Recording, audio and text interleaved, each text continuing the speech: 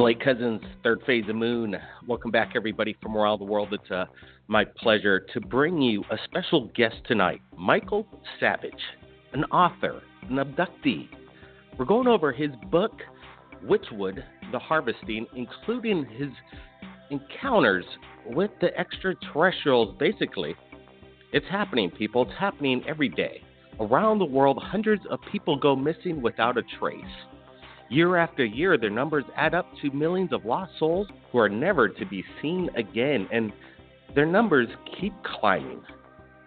According to Michael Savage, this is where many of them went, and we're proud to have him on the show. He's got rendering drawings of his encounters. We're going to be going over them step by step. We're going to feel the experience of what it's like. Welcome, everybody. It's going to be a wild ride. Let's bring in Michael Savage to the show. Welcome. How you doing? Just fine. I'm here, sir.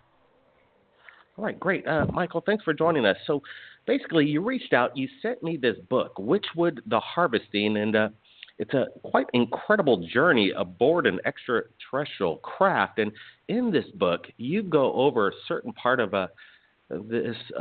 your actual experience and your mother's and stepfather's experience. Apparently, let's just start from the beginning. It all started out on a road trip with your mom and stepfather? Yeah, so actually, I was living down in Tucson, Arizona, and this is all started back down in the summer of 1974. My father and my mother went on a road trip past Benson and up through to Mount Graham, where Fort Grant is. And on the way they came back, they had an experience. And when my mother tried to tell me about it, she told me about the missing time that they had. They had remembered seeing a bright light behind them, and then the next thing they know, they were pulled over on the side of the road, waking up on the side of their car, and inside the car, and they couldn't recall what had happened and noticed that they had about 3.5 hours of missing time. When they got back home, she told me about this incident that happened, and of course, as a kid, I just thought she was full of baloney. But it wasn't until about a week and a half later that I had my own experience. Okay, so your parents had this experience, and now it's happening to you. What happened next? What I remember was that there were flashing lights outside of my window, and I got up and tried to look out to see where the source of lights were coming from. Now, this is a time where in Tucson, the very east side of town, where it was just dirt roads, and it still hadn't been developed. And the next thing I knew, I was standing out on the road in front of this craft.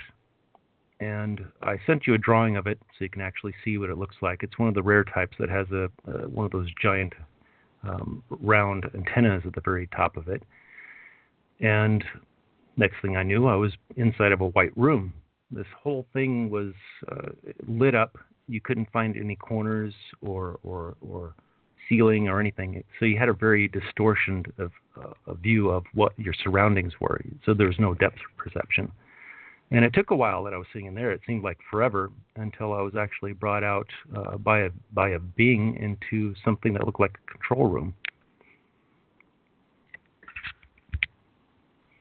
All right, so we're looking at your drawings right now. So basically, the first drawing that you did is a side-by-side comparison of actually what the craft, this basically flying saucer-looking like structure, is compared to you, correct? Correct. I was only 8 years old at the time. Okay, and then it seems like there's some kind of,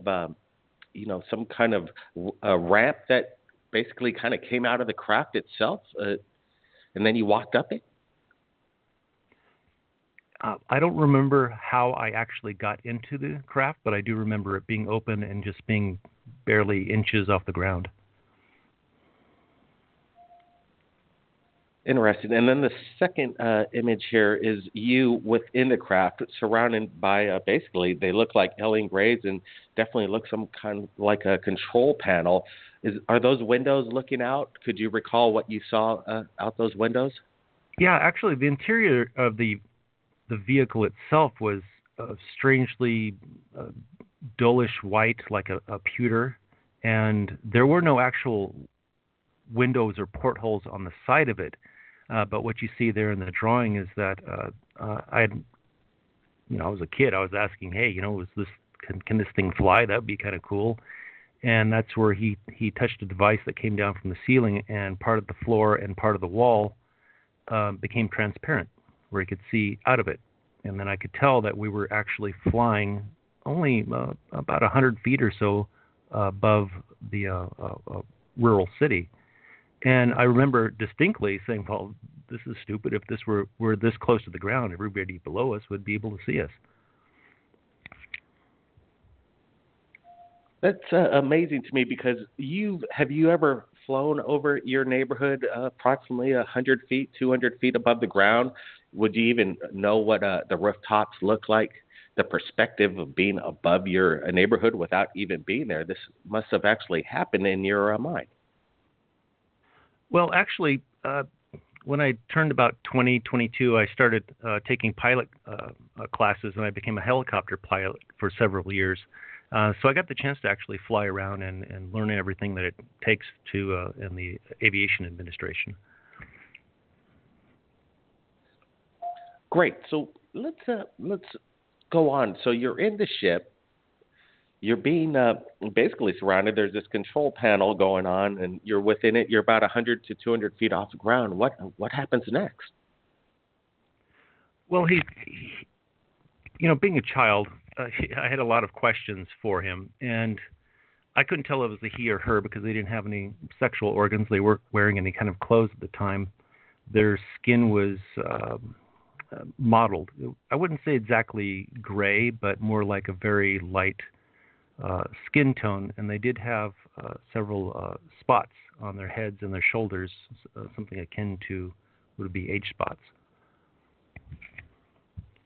And what happened was that when I asked them about what they were doing here, of course, and what they wanted, and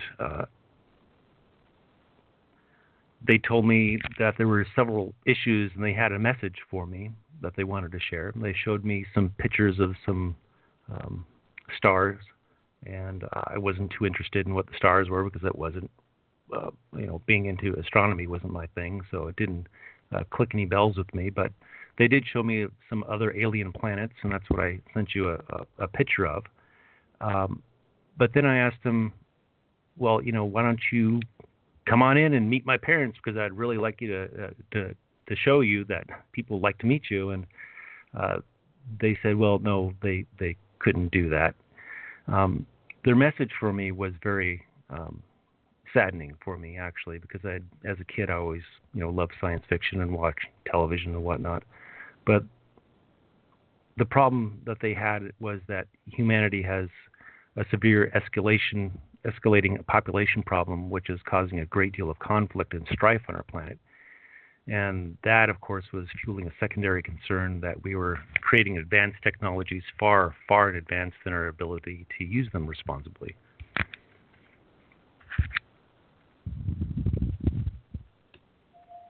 Yeah, why, I wonder, would they be telling a young boy about the problems with Earth? Obviously, there would be some kind of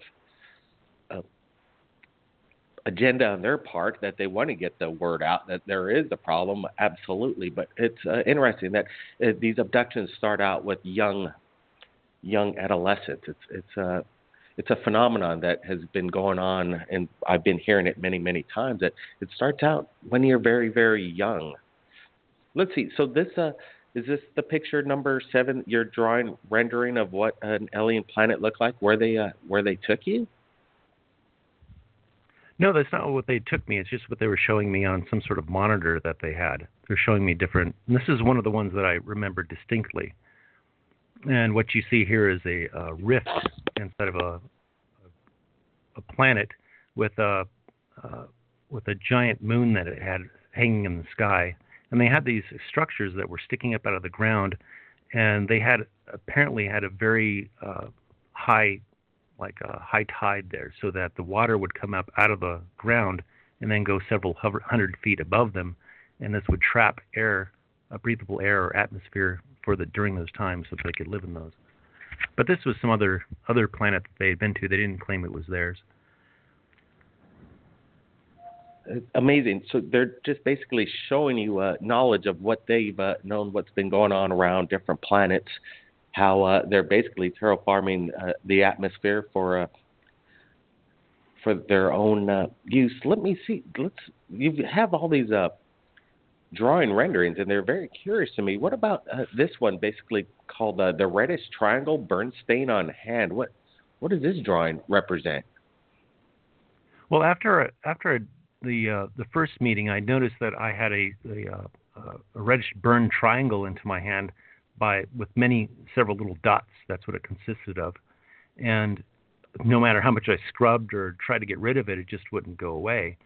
And I had a really hard time trying to show this to my mother. And I remember you talking to another abductee about several months ago, who I give a lot of credence to, because he had the same issue where he was trying to tell people about the abduction, and he found out that he couldn't.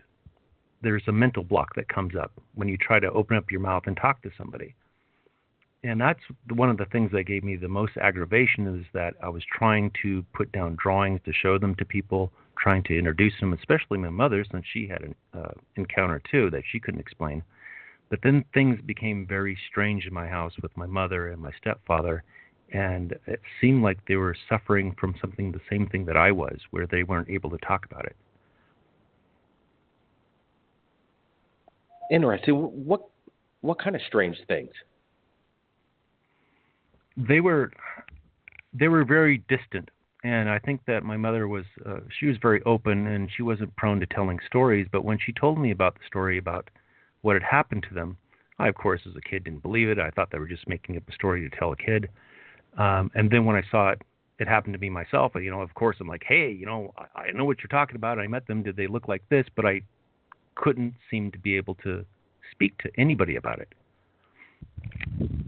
Yeah, there is some kind of mental Oz factor that happens during and after the events. These extraterrestrial events are so amazing and traumatizing in a way, whether some people, their brains take it differently than others. I've been in close proximity myself, and I've always wanted to share my experience.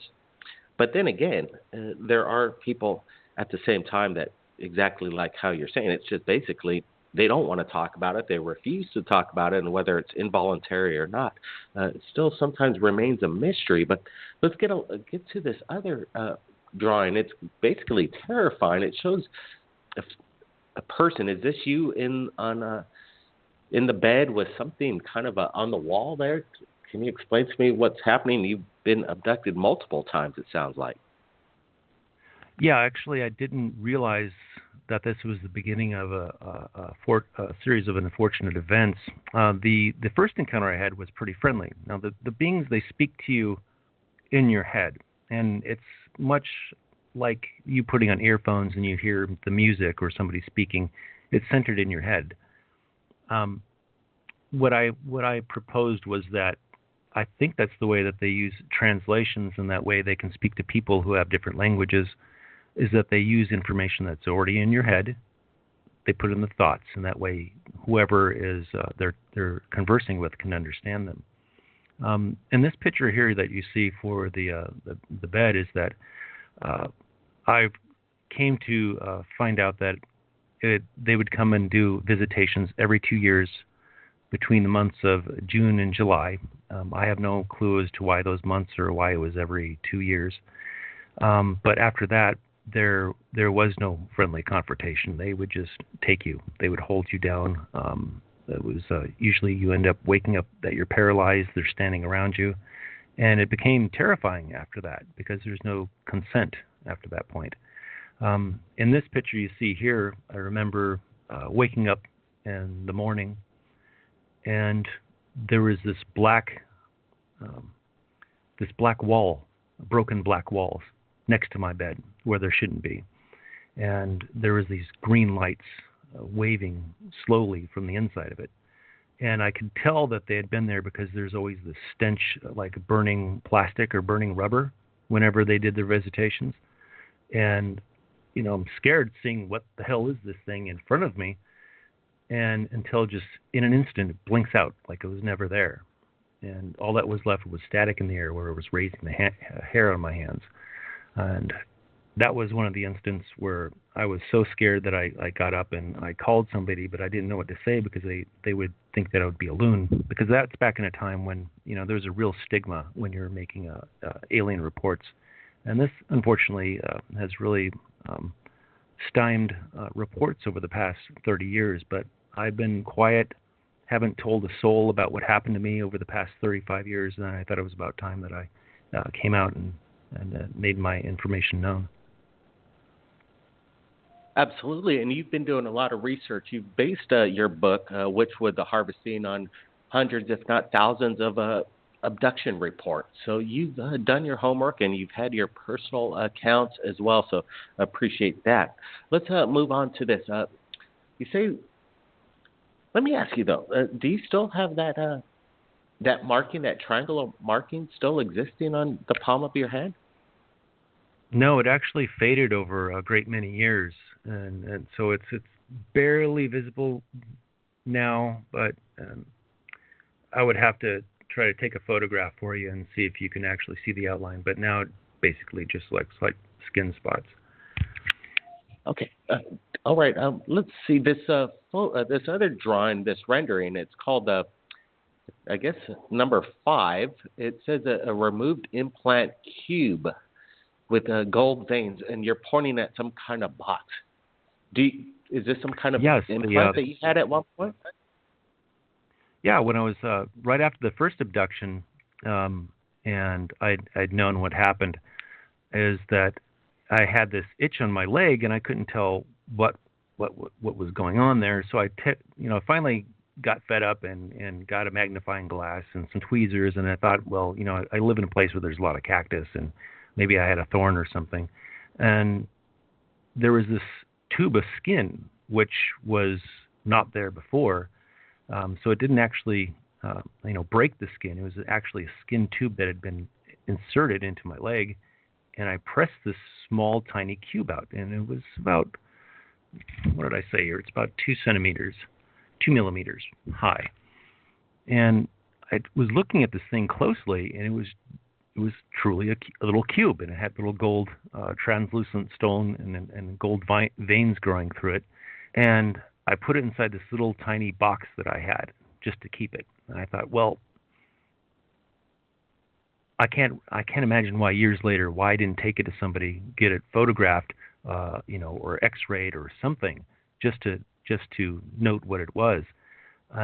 But I got this message in my head that after I took it out is that don't show anybody this, don't expose it, just leave it, don't tell anybody.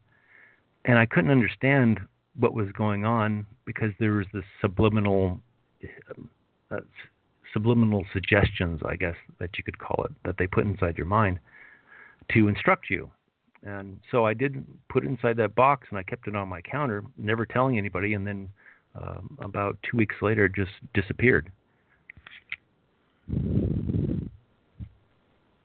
So let me get this right. This thing was exactly like a black cube, very small. You pull this thing out. Wow, this must have been. Did you have this feeling like a relief once it was removed from your body? Was there some kind of anxiety? Usually when you see something so strange, removed from your body, you almost might even feel lightheaded. Yeah, it was a little white translucent tube, stone cube, and I've read many reports where people feel extremely different afterwards, that they feel relieved or maybe they're missing something. And from all these reports that I've read through them, sometimes I get the impression that they're kind of used either not just to track somebody, but also to communicate with them or to gather information, like a device or an implant might happen with an animal that they put inside the wild by the Wildlife Service. Yeah, definitely something to monitor the individual. Do you think this thing dematerialized? It basically could have melted away. What's your thoughts on that? No, I have no clue what happened to it. I would assume that they would come back and pick it up. The one on 5A, that was, I remember coming down in one of their ships, the light that they had, and it's kind of like a silver rimmed all metal case that they had.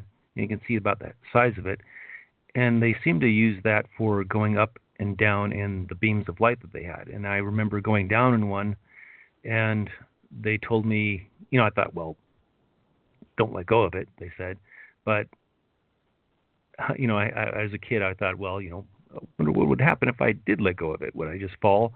And apparently they could hear what I was thinking, and they reminded me, do not do it. So I thought better than to risk my safety than to let go of it.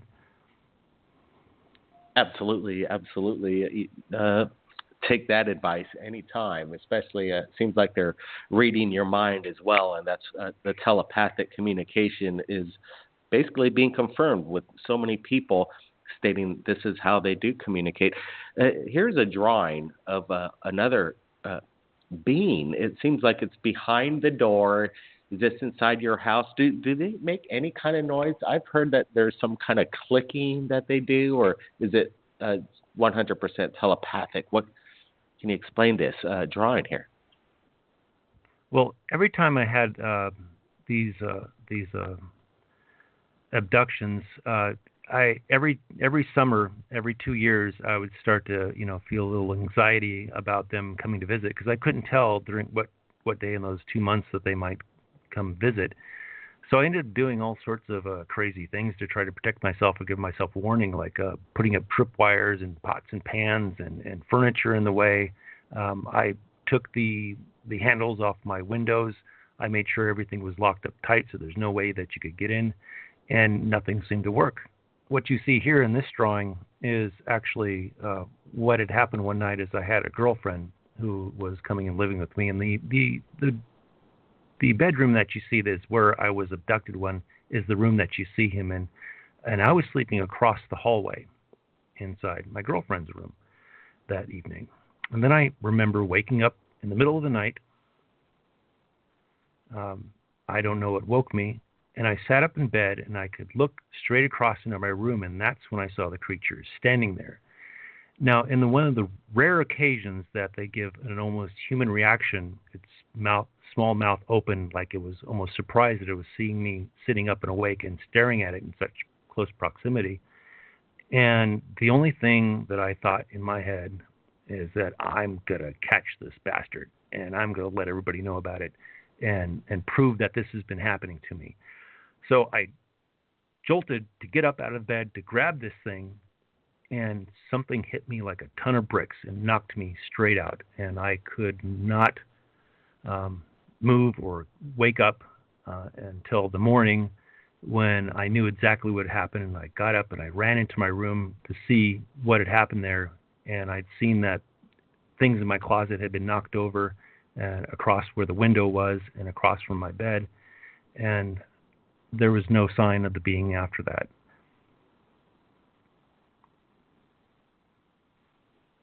You must have been terrified, because I remember as a child too that I was, I still am sometimes afraid of paranormal activity. And yeah, my brother and I would lay traps around in case it would be triggered, something coming into your room. And did you know for a fact whether this was paranormal, or did you know that this was something extraterrestrial? Could you compare it to like something in the movie that you watched? Did you confirm it as a young child? Yeah, well, I sent you a picture of some of the aliens from the movie Fire in the Sky, and apparently what happened to my parents and me happened right around that time frame, and it was only a couple hundred miles north where the Travis Walton case happened. That was pretty close to what they looked like, what you saw inside that movie there. I don't think there were ghosts or energies or any whatnot. There was actual physical beings, because they would come every 2 years and do their tour and inspect me or whatever they were doing, and then it would happen over and over again.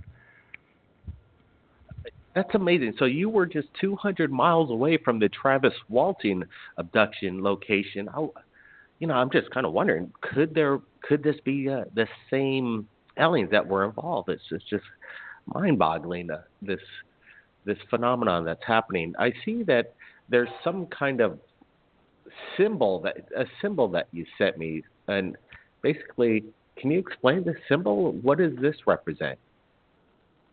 Yeah, I put it on the site where everybody else can see the pictures, and that was it's a pretty close drawing of the symbol that they were showing me of what referred to an abductee, and that's why that's the feeling or the implication that I got of what it meant, because otherwise I wasn't actually seeing a whole lot of language around on their control panels or wherever else they had. They were just talking mind to mind. And what I thought about this was that maybe they've advanced to a point where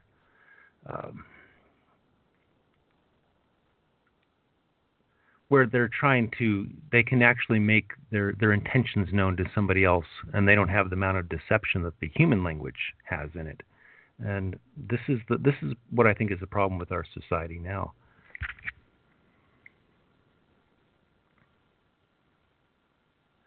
Yeah, what is their final message? They're telling you about our problems. Did they have any solutions, and what were you meant to do in regards to them?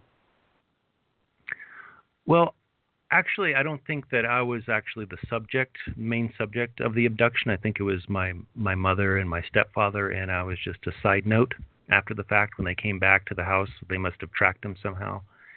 And she was also suffering from it too.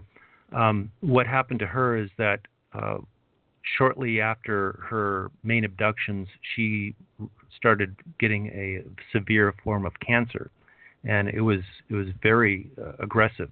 And so it affected her lungs and her brain to the point where she just simply couldn't breathe air anymore. And I think what they were doing is probably whatever they have accidentally might have done to her, that they were trying to keep from happening to me. Yeah, we've heard of the alien abduction phenomenon actually helping people with medical issues, and that's interesting. We're very sorry to hear that about your mother. I wonder if they would have intervened a little earlier. They could have maybe helped that situation. So let's talk about your book, Witchwood: The Harvesting. I basically read quite a bit of it, and it was getting into really deep into this extraterrestrial craft, on how people are aboard this ship and they're dealing with the situation around them. It's very bizarre, and I could imagine being in an extraterrestrial craft is very bizarre, and it's so amazing that you actually had the experience and then implementing it into this book, Witchwood: The Harvesting. Can you tell our listeners what this book is about, and what inspired you to actually write it and kind of go in the way that you did? Well, I wanted to finally get my story out, because there's so many people out there who are afraid of being ridiculed, and this is unfortunate. But we're starting to step into that time range where people are starting to come out and realizing that there's a better way that the human race can live. Now, people come to your show and because they want answers. That's all we want. We want disclosure. We want to know what's really going on, because we're being left out of what the government knows. Now,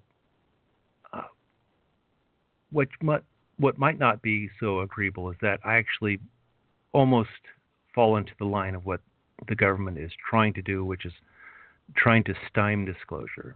And the reason for that is because ask your listeners as to what would actually be the best way to disclose alien contact to the Earth without our society running into chaos.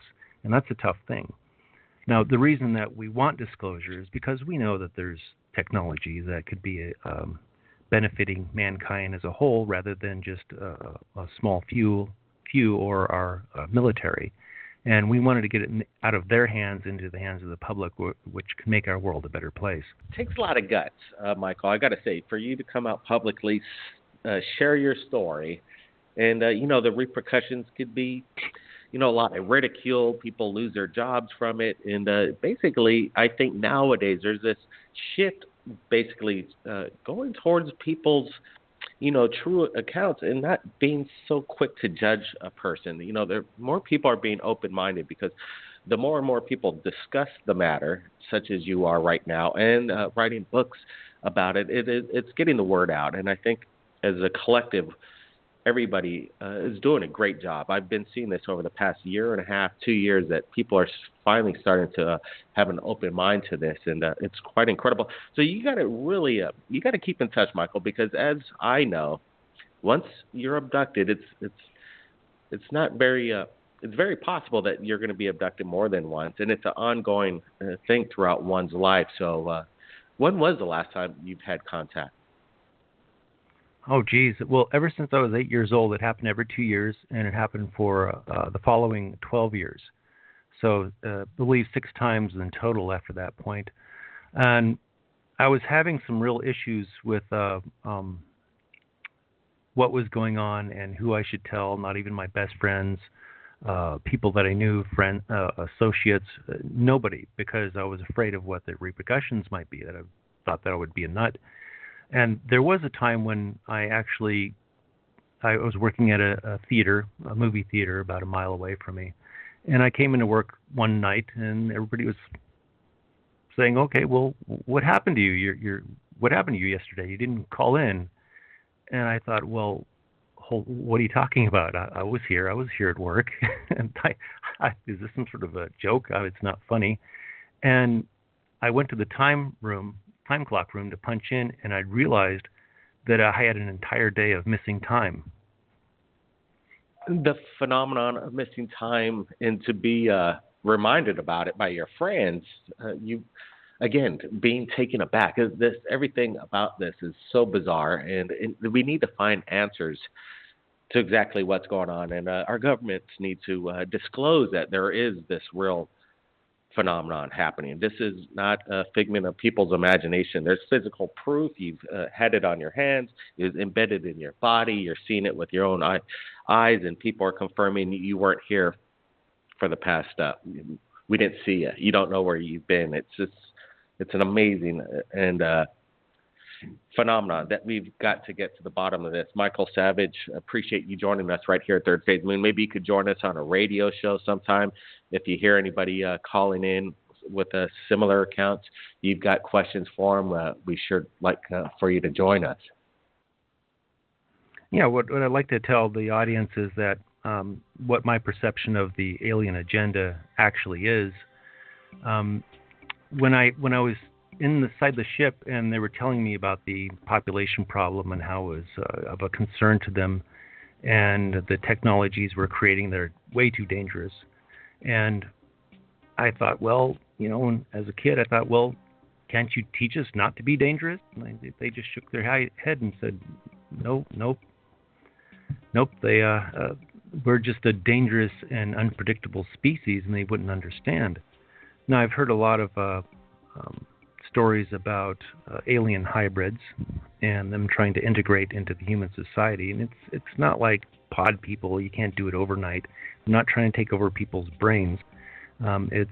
These were benevolent beings, and I was just afraid later on because there was no contact or speech afterwards. It was just they would come, do whatever they're going to do, and they would leave. But I believe that they're actually trying to change mankind's point of view, which is not going to be days and weeks or years, but it's going to happen over generations, where they're going to get us to finally understand that there's really no purpose for all these needless wars. There's no purpose for harming the planet like we're doing.